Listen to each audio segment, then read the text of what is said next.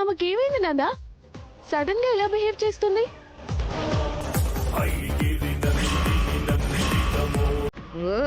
ఏదైనా ఉపద్రవం సంభవించినప్పుడు అమ్మవారు వీళ్ళ మీదకొస్తుంది.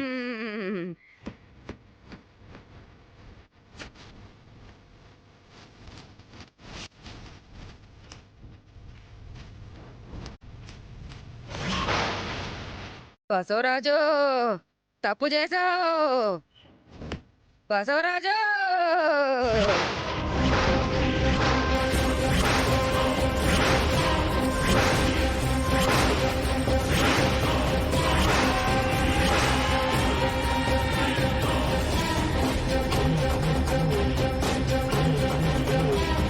ఏంటమ్మా నువ్వు అనేది? నేనేం తప్పు చేశానమ్మా? చాలా పెద్ద తప్పు చేసావు. అమ్మా తల్లి, తెలిసి వాడు ఏ తప్పు చేయలేదమ్మా. చేశాడు.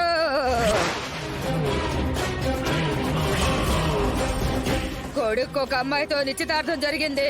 కోడలుగా మరో అమ్మాయిని తెచ్చాడు.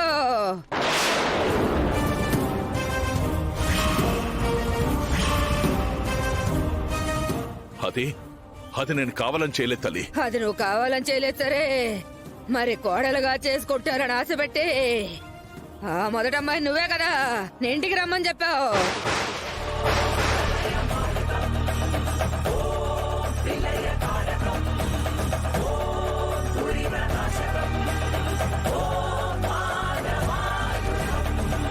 అవును తల్లి, అది నేనే. అలా ఆశపెట్టి ఇంతకాలం వెళ్ళబుచ్చి మహాపచారం చేశావు.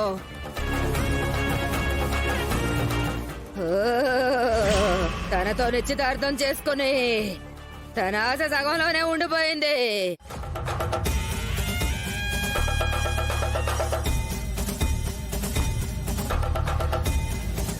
ఒసే తులసి, చూడవే, ఇదంతా నీ వల్లే.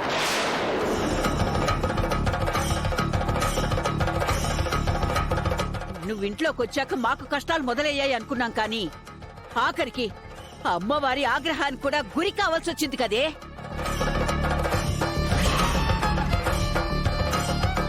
నష్టజాతకురాల.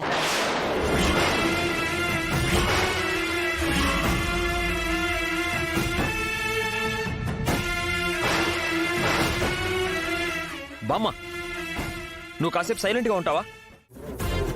ఓ, ఆ రోజు హాస్పిటల్లో జరిగింది కదా, మర్చిపోయా.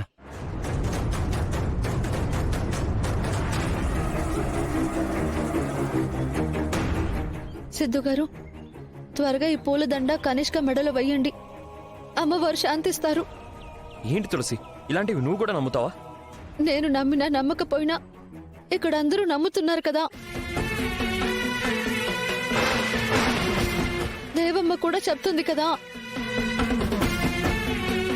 నా వల్లే ఇదంతా జరుగుతుందని, నా వల్లే మావయ్యకి రాజకీయంగా కూడా నష్టం జరిగిందని ఇక్కడ అందరూ అనుకుంటున్నారు కదా.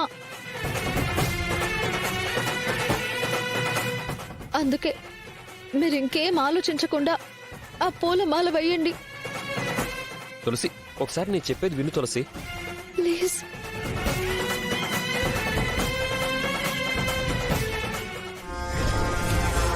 ఇంకా ఏం ఆలోచిస్తున్నావు సిద్ధు? త్వరగా పూలమాల తీసి నా మెడలో వేసేయి. త్వరగా తీసుకుని అమ్మాయి మెడలో వెయ్యి బాబు. లేదంటే ఆగ్రహం కాస్త ప్రళయంగా మారే ప్రమాదం ఉంది.